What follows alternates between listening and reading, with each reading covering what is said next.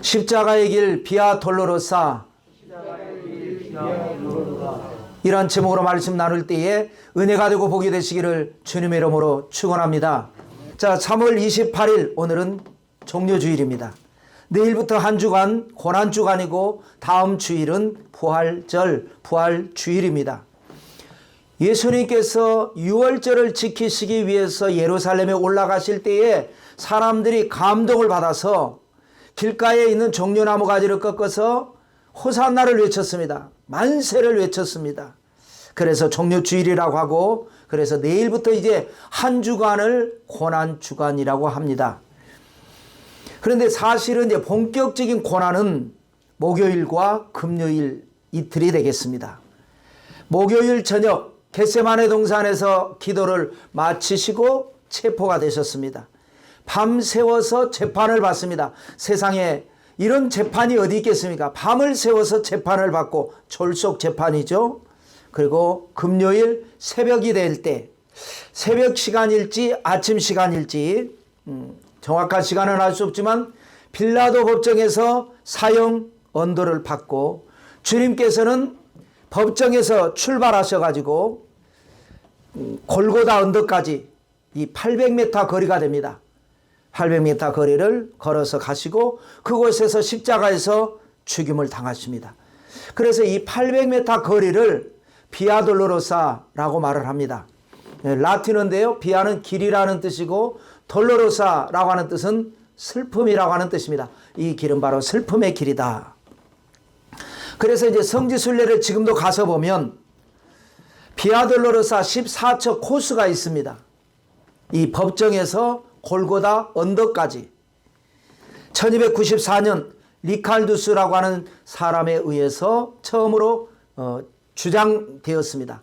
여기에서 예수님께서 출발하셨고, 여기에서 예수님이 처음으로 쓰러지셨고, 여기에서 구레네 시몬이 십자가 대신 지셨고, 이렇게 이제 정한 거죠. 14처를. 그로부터 246년 후인 1540년에 프란체스코 수도원에 의해서 성지순례 코스로 14처가 확정이 되었습니다. 저는 성지순례를 2번 가봤는데요. 처음 갔을 때는 이스라엘과 이집트 코스였습니다. 그래서 이스라엘에서 이집트로 내려가는 것은 아기 예수님 피난 코스, 그 다음에 이집트에서 이스라엘로 올라가는 것은 모세의 출애굽 코스, 그리고 이제 그 이스라엘 안에 여러 가지 이제 성지에 가보고, 또 이스라엘에서 이집트에서 가보고, 이제 그런 코스였는데요. 가장 은혜 받는 곳이 어디냐? 이집트에서는 시내산입니다. 풀 한 폭이 나지 않는 바위산이기 때문에, 또 열대지방이니까 더워서 아침에 갈 수가 없습니다. 그래서 새벽 2시에 깨워서 숙소에서 버스를 타고 시내산 입구까지 도착하고, 시내산 입구에서 쭉 서는데 우리만 온 것이 아니라 엄청 많이 오니까 뭐 수백 명이 줄을 서서 낙타를 타고 한 명씩 올라갑니다. 밤을 새워서 올라가는 거예요. 그래서 이제 도착하면 한 4시나 5시쯤에 도착된 것 같아요. 한 2시간 정도 올라간 것 같습니다. 그러면 또 이제 거기에서도 한참 좀 걸어서 올라가서 꼭대기에 가면 먼저 도착한 사람들은 이제 기도하고 있는 거예요. 근데 이제 우리 일행들이 계속 올라오고, 그래 막 기도하다 보면은 이제 해가 서서히 떠오릅니다. 그때 이유를 알 수 없는 막 통곡을 하는 거예요. 안 오는 사람이 없습니다. 그래서 이제 자기들 일행들끼리 앉을 의자도 없습니다. 그냥 그곳에서 새벽 기도를 하는 겁니다. 제가 갔을 때 우리 주회종들끼리 갔는데, 제가 사회를 보고 선배 목사님이 설교하시고, 우리 연세 많으신 전도사님이 대표 기도하시고, 그렇게 하고 예배 드리고 합심 기도하고 내려왔던 기억이 납니다. 그 다음에 이스라엘에서 가장 은혜로웠던 것은 갈릴리 호수였습니다. 호수가 얼마나 큰지 바다 같습니다. 끝이 보이지 않습니다. 그래서 여기 오기 전에 갈릴리 가나에서 포도주를 사고 무교병을 사서 배를 타고 1시간을 돌면서 성찬 예배를 드렸습니다. 그 배가 흔들리는 가운데서 이제 따라주고 떡을 떼고 하는데 안 오는 사람이 없습니다. 통곡하고 우는 거죠. 이유는 모르겠습니다. 주님이 여기 꼭 계시는 것 같아서 그렇게 은혜를 받았고, 그 다음에 가장 맹숭맹숭했던 데가 바로 이 비아 돌로로사 14처였습니다. 냄새는 나지요. 날씨는 덥지요. 여기서 예수님 쓰러졌다고 그러는데 진짜 쓰러졌는지, 여기가 쓰러진 건지 저희가 쓰러진 건지 모르겠고, 장사하는 사람들은 소리를 외치고, 이 가이드는 말을 하는데 알아듣지 못하겠고, 소리가 시끄러우니까 가장 맹숭맹숭했습니다. 그러고 난 다음에 몇 년 지나서 두 번째 갔을 때는 이집트는 안 가고 이스라엘과 요르단과 그리고 터키에서 3개국을 갔는데, 이때 가장 은혜 받은 데가 어디냐? 아이러니하게도 처음에 갔을 때 은혜 못 받았던 이 14처에서 엄청 울었습니다. 그때 처음 갔을 때는 그냥 갔고요. 두 번째 갔을 때는 가이드가 우리 여기 그냥 가지 말고, 그냥 가면 맹숭맹숭하니까 돈을 좀 주고라도 십자가를 제가 빌려올 테니까 이 800m 코스를 우리 일행이 한 20명 됐는데 20분의 1로 나눠가지고 여기서부터 여기까지는 목사님, 여기서부터 여기까지 장로님, 여기서부터 여기까지 권사님 해가지고 직접 예수님의 체험을 한번 해보십시다. 그래서 그렇게 했어요. 하는데 우리 장로님 한 분이 얼마나 성령이 충만하신지, 자, 여기가 예수님이 처음 쓰러진 곳입니다 하니까, 그럼 한번 쓰러져 보세요. 맨 사람한테 쓰러져 보세요. 쓰러지니까, 아유, 그렇게 쓰러지지 마시고 예수님의 마음을 가지고 쓰러져 보세요. 지금 밤새워서 잠을 못 주무셨지요? 채찍 맞고 가시관 쓰여가지고 피가 뚝뚝 흘리고 있지요? 사람들은 조롱하고 있지요? 믿었던 제자들은 바라보고 있지요? 자, 그런 상황에서 쓰러지는 거예요. 어떻게 한번 그런 마음으로 쓰러졌어요. 옳지. 왜 그렇게 쓰러져요?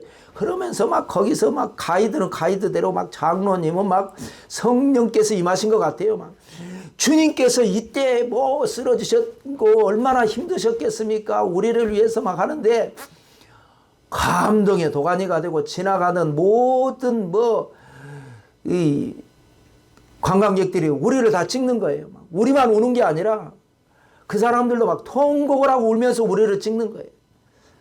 얼마나 의뢰 받았는지 몰라요. 막 펑펑 울었습니다.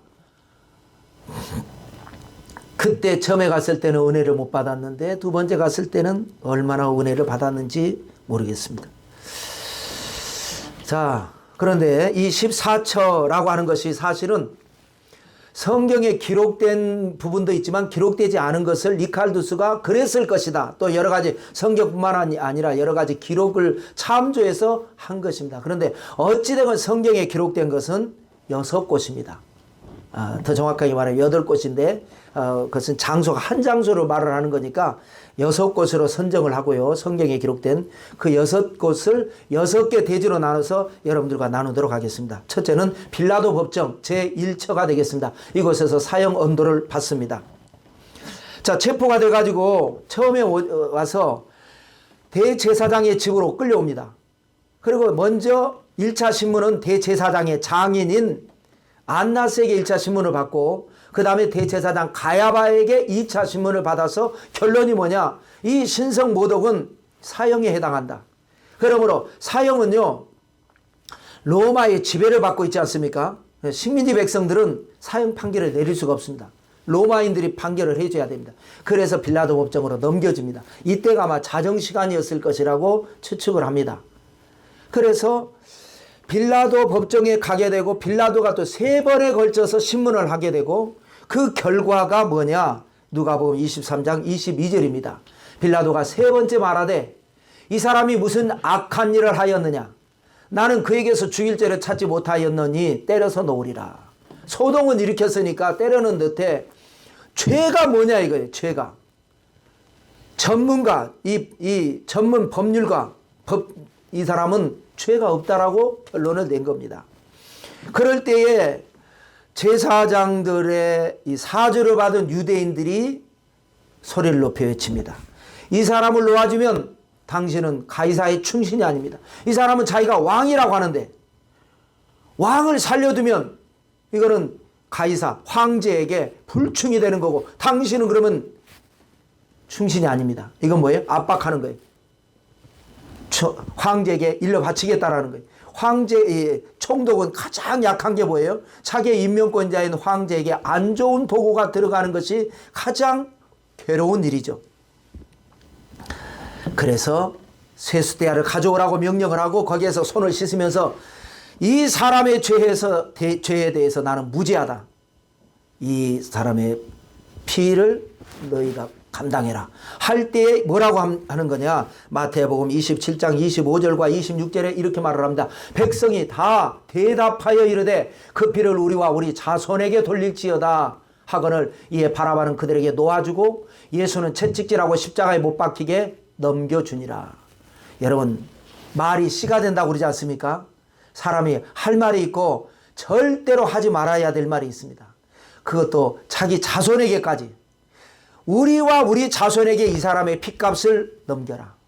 이런 말을 해버리고 말았고, 그 말 때문에 결국 AD 70년에 예루살렘이 함락되고 2000년 동안 나라 없이 살다가 결국 지금은 회복됐지만 앞으로도 이것 때문에 유대인들에게 엄청난 환란, 7년 환란이 있을 것이라고 하는 역사가 있습니다. 자, 두 번째는 브라이도리온이라고 하는 뜰입니다. 이건 제2처입니다.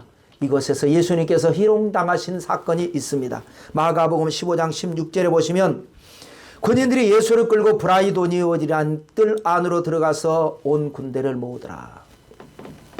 브라이도리온이라고 하는 뜻은 뭐냐면요, 총독 관저라는 뜻입니다. 그러니까 총독 관저, 앞뜰은 법정이고 뒷뜰은 이제 마당입니다. 이 뒷뜰에서 앞에서 재판받고 나니까 군병들이 이제 시행하기 위해서 예수님을 끌고 와서 뒷뜰에서 희롱을 하는 장면인데, 어떤 희롱을 하는가? 마가복음 15장 17절로 20절입니다.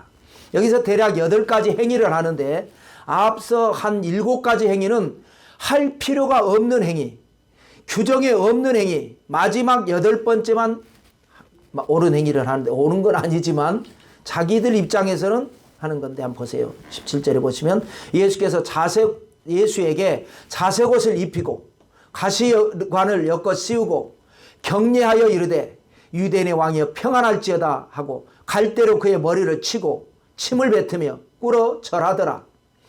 희롱을 다한 후 자색옷을 벗기고 도로 그의 옷을 입히고 십자가에 못 박으려고 끌고 나가니라. 십자가에 못 박으려고 끌고 나가면 되는 거예요. 예수님에 대한 재판이 옳았건 그렇건 간에 자기들은 집행관으로서 하면 됩니다. 그건 어쩔 수 없는 거죠. 그런데 굳이 자색옷을, 왕에게 입히는 옷을 입히고 가시관, 왕관을 모방해서 씌우고 격려를 합니다.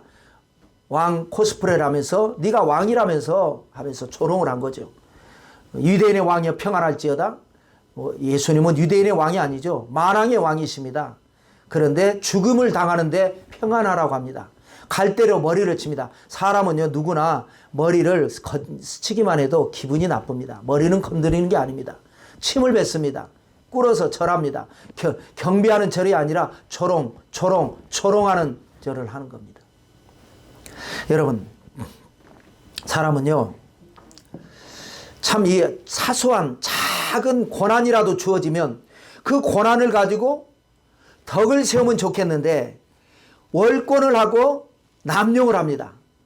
완장을 차면 나쁜 짓을 하게 돼 있어요. 그걸 가지고 덕을 베풀면 얼마나 좋겠어요. 자기가 할 수 있는 그 이상은 할 수 없어요.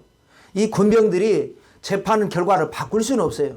그러나 어찌됐건 잘했건 잘못했건 판결을 받고 죽으러 가는 사람에게 최대한대로 자기들이 가지고 있는 고난을 가지고 따뜻하게 할 수 있잖아요.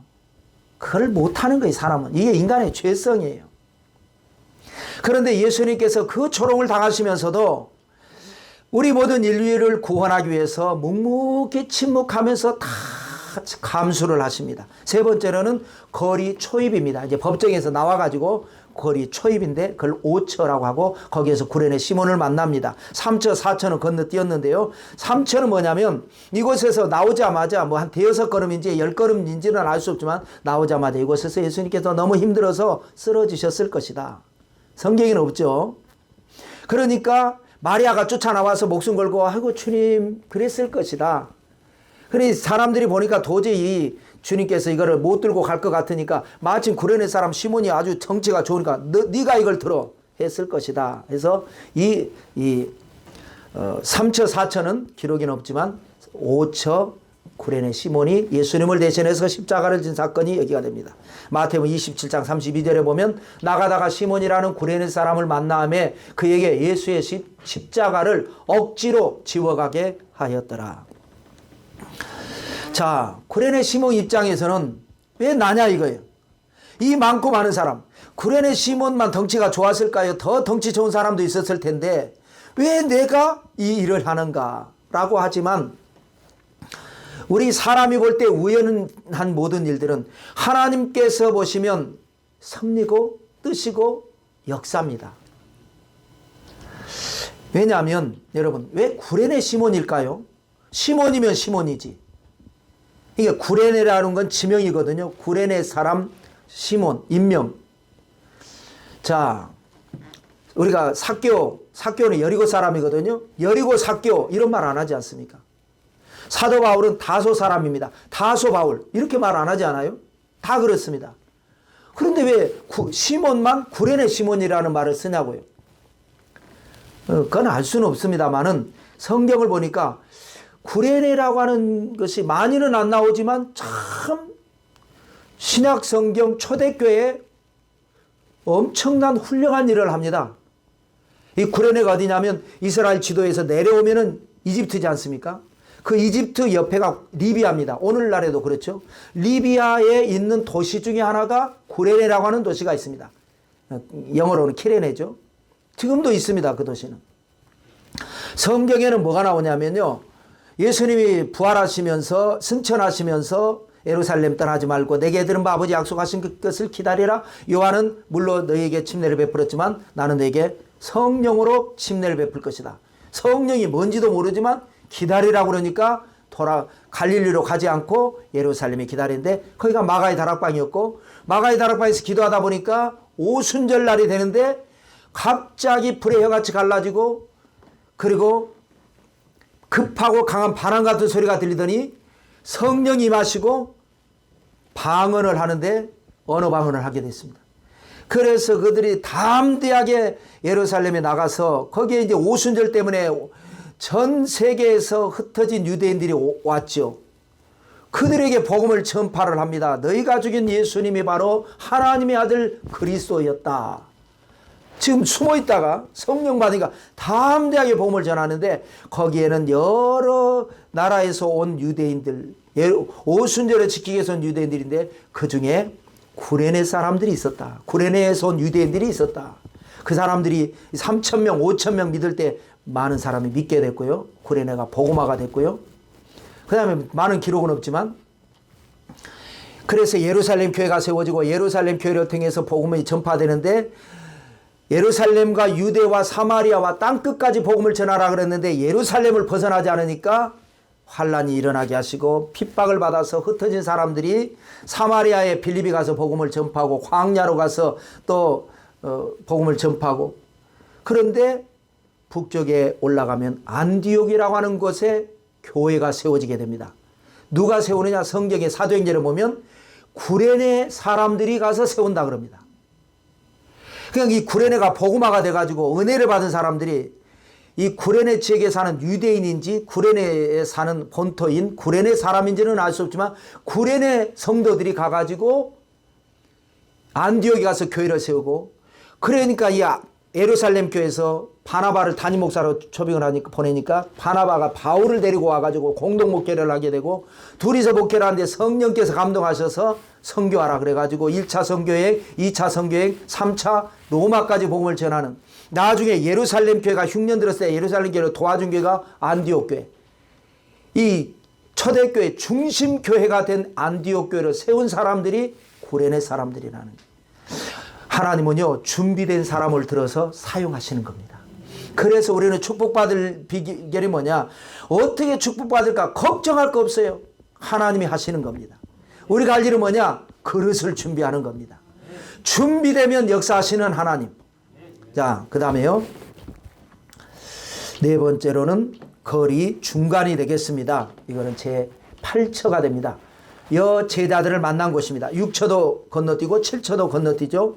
이제 비아돌로로사 중간쯤 될 것 같아요. 자, 주님의 모습을 보고 제자들이 너무나 괴로워서 통곡을 하고 가슴을 치면서 울읍니다. 여기에는 이제 많은 사람들이 있겠죠. 아무리 모르는 사람이라도 구경꾼들이라 할지라도 슬퍼는 하겠죠. 아이고 안 됐네. 저 피 좀 봐. 저거 어떻게 이러지 않겠습니까? 아무리 그래도 이런 사람들은 슬퍼는 해도 가슴을 치고 통곡까지는 안 합니다. 가슴을 치고 통곡을 했다는 얘기는 뭐냐? 이 여인들은 평소에 예수님을 잘 따라다녔고 그래서 예수님의 말씀에 은혜 받은 제자들이었을 것이다. 이렇게 생각을 하는 거죠. 그들에게 주님께서 말씀을 하십니다. 누가복음 23장 28절. 예수께서 돌이켜 그들을 향하여 이르시되 예루살렘의 딸들아 나를 위하여 울지 말고 너희와 너희 자녀를 위하여 울라. 여러분 이 말씀 안에 엄청난 희망이 있고 엄청난 절망이 있습니다. 희망은 뭐예요? 나를 위해 울지 말라는 거예요. 왜? 안 죽을 거니까. 너희들이 볼 때 내가 불쌍한 것 같지 안 불쌍하다. 죽을 것 같지 안 죽는다. 내가 이를 위해서 온 거야. 그러니까 울지 마. 나를 위해서 울지 마. 그런데 너희와 너희 자녀를 위하여 울라. 이거 뭐냐? 엄청난 절망이고 엄청난 재앙 선포입니다. 어떤 너희와 너희 자녀 그랬지 않습니까? 너희에게 임할 재앙은 뭐냐? 가까운 미래에 일어날 재앙. 너희 자녀, 아들, 딸들을 말하는 게 아니라 후손들을 얘기하는 거예요. 먼 미래에 일어날 재앙. 그게 거기 재앙에 대해서 예수님께서 그 다음에 이렇게 말씀하시는데 누가복음 23장 30절입니다. 그때 사람이 산들을 대하여 우리 위에 무너지라 하며 작은 산들을 대하여 우리를 덮으라 하리라. 이런 일이 너희 자녀들에게 일어난다. 그러므로 너희와 너희 자녀를 위해 울지 나를 위해 울지 말라. 이 말씀을 하셨는데 자, 가까운 미래에 일어난 일이 뭐라고 그랬죠? AD 70년에 예수님께서 죽으실 때가 AD 30에서 40년 사이 정도거든요. AD 70년에 얼마 지나지 않았어. 로마에 의해서 예루살렘이 함락돼 버립니다. 돌 하나도 도리에 남지 않냐고 다 무너져 버립니다. 그리고 흩어져 버립니다. 디아스포라라 그러죠. 전 세계에 흩어져서 2000년 동안이나 나라 없이 살아버립니다. 바벨론에 의해서 나라가 망할 때는 어땠나요? 걱정하지 마라. 70년 만에 돌아오게 할 것이다. 라고 했는데 이때는 70년도 아니고 700년도 아닙니다.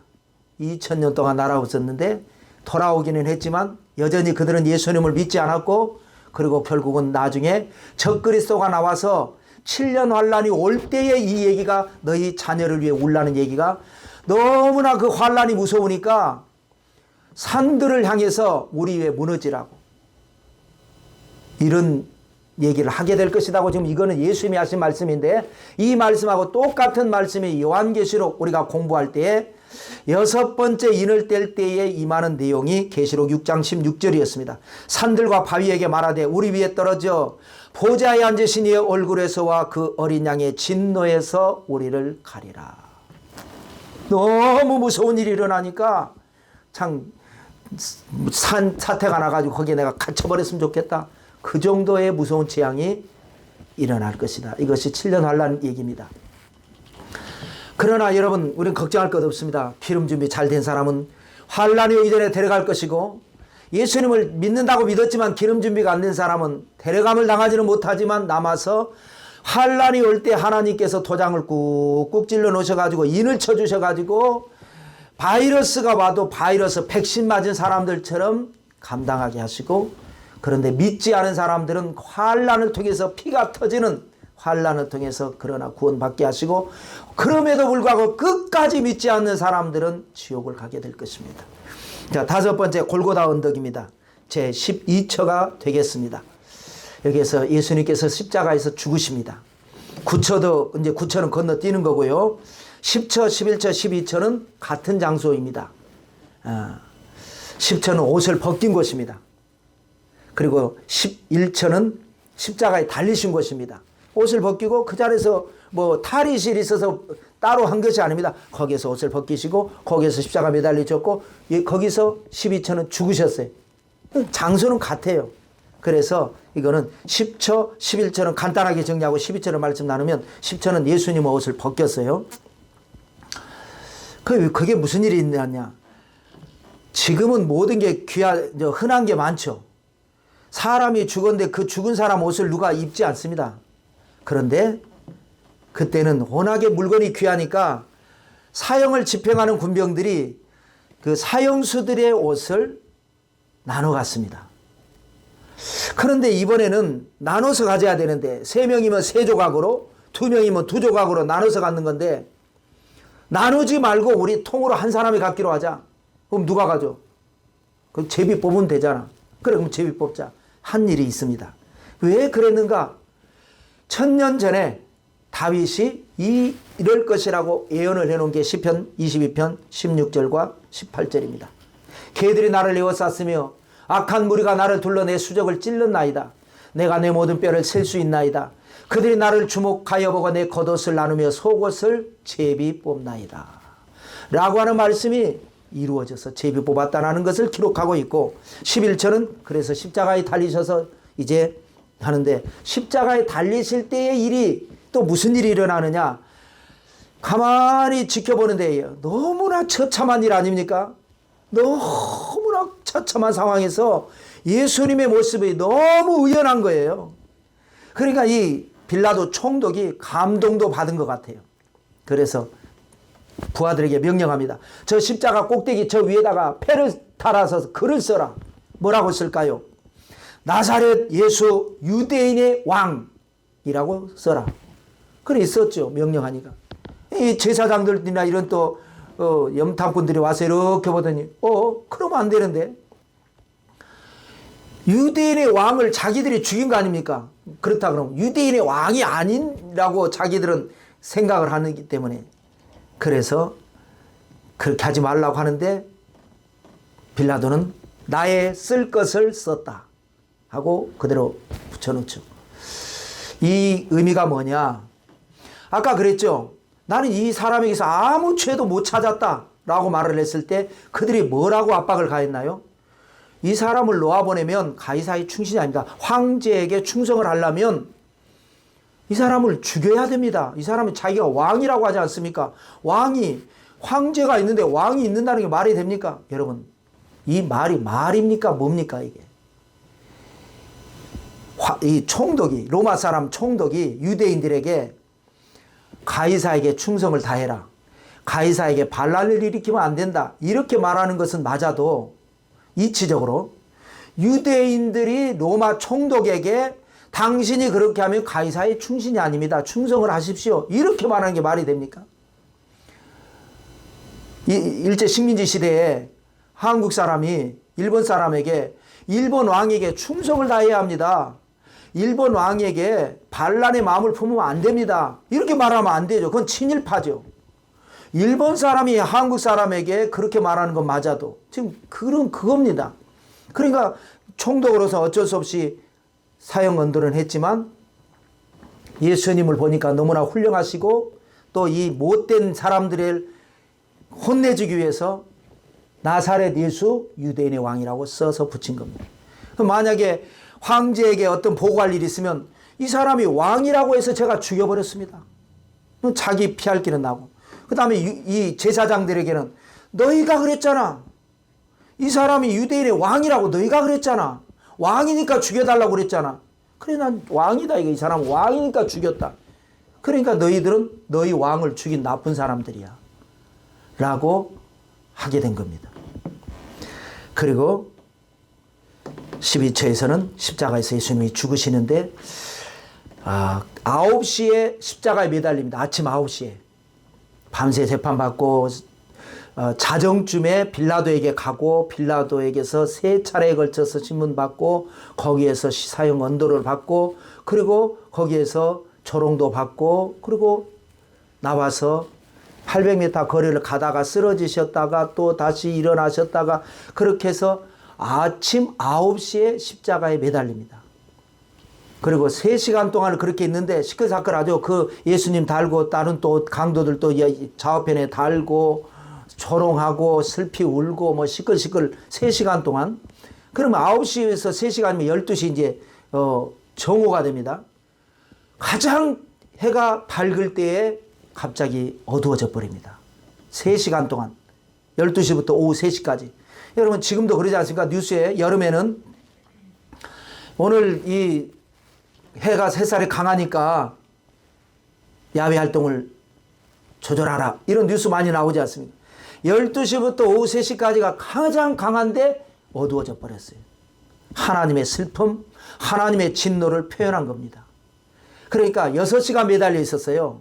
9시부터 오후 3시까지. 3시간은 밝고 3시간은 어두운 시간. 그러다가 주님께서 오후 3시에 임종하십니다. 마태복음 27장 50절부터 53절 보시면 예수께서 다시 크게 소리 지르시고 영원히 떠나시니라. 이에 성소 휘장 위로부터 아래까지 찢어져 둘이 되고 땅이 진동하며 바위가 터지고 무덤들이 열리며 자던 성도의 몸이 많이 일어나되 예수의 부활 후에 그들이 무덤에서 나와서 거룩한 성에 들어가 많은 사람에게 보이니라. 예수님께서 내가 다 이루었다고 운명하시는 순간 3가지 일어나죠. 하나는 뭡니까? 여기 기록은 아니지만 아까 언급하기를 오후 3시까지 어둠이 있었다.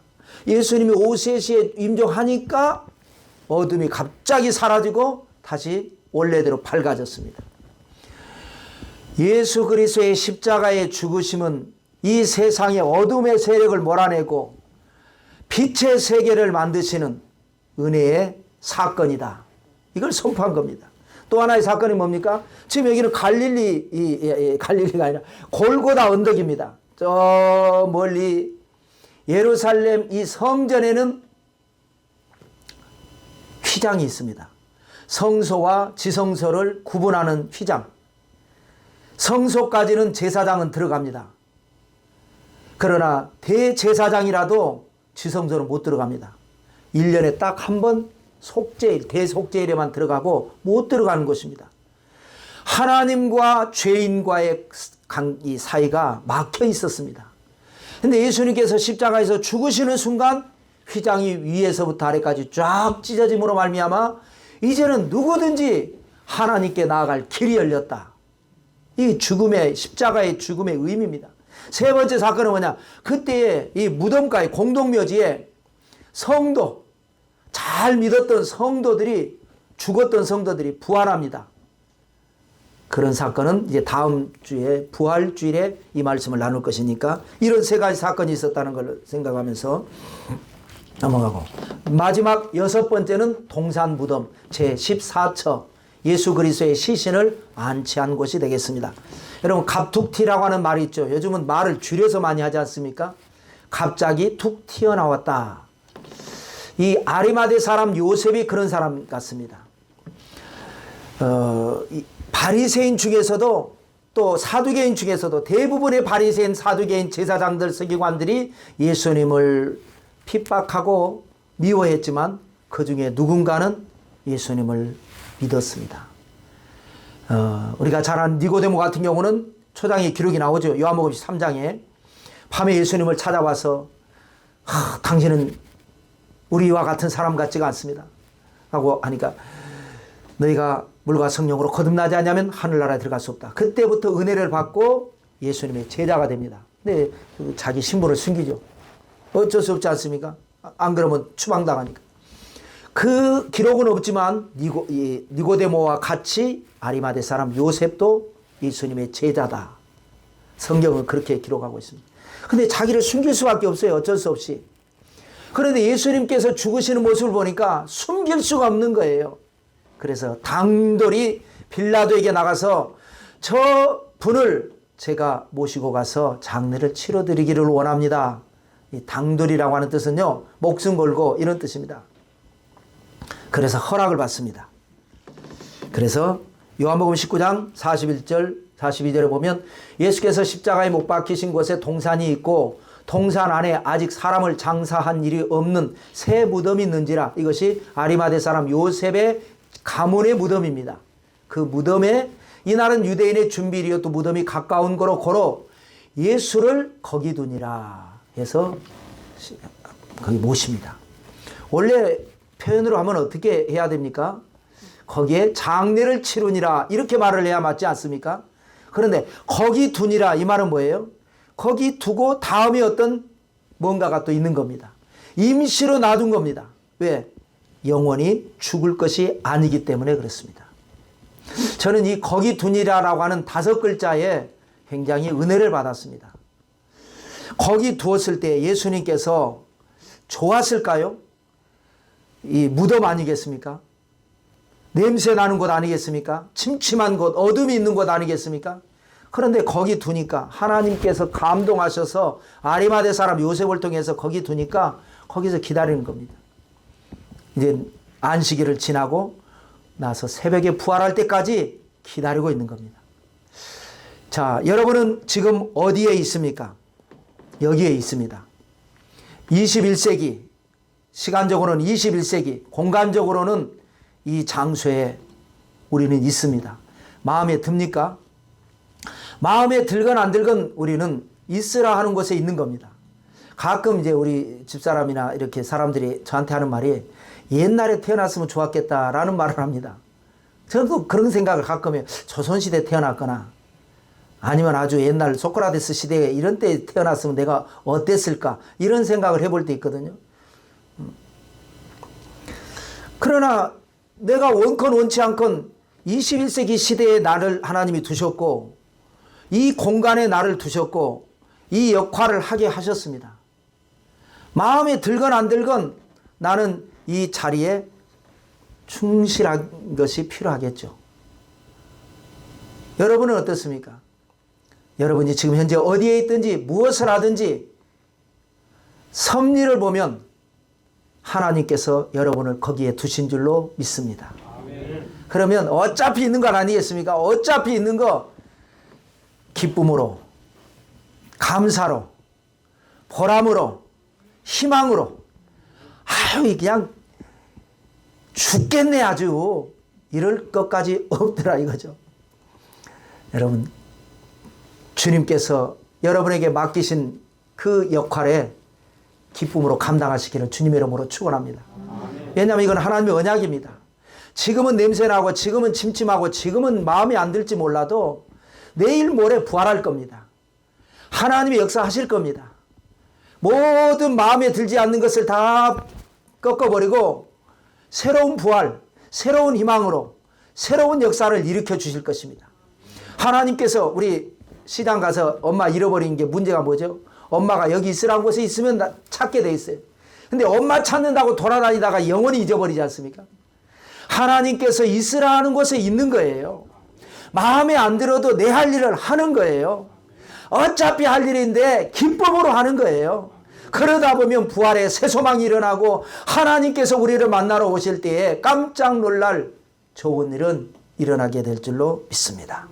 이 종려주일에 예수 그리스도의 십자가 고난을 생각하시면서 예수님의 고난은 고난으로 끝나는 것이 아니라 그런 고난은 우리가 안 당하지만 내가 감당해야 할 내 십자가가 있습니다. 여러분 십자가 지고 묵묵히 깜짝 놀랄 기적의 부활을 향해 힘차게 전진하는 여러분들 되시기를 성부와 성자와 성령의 이름으로 축원합니다.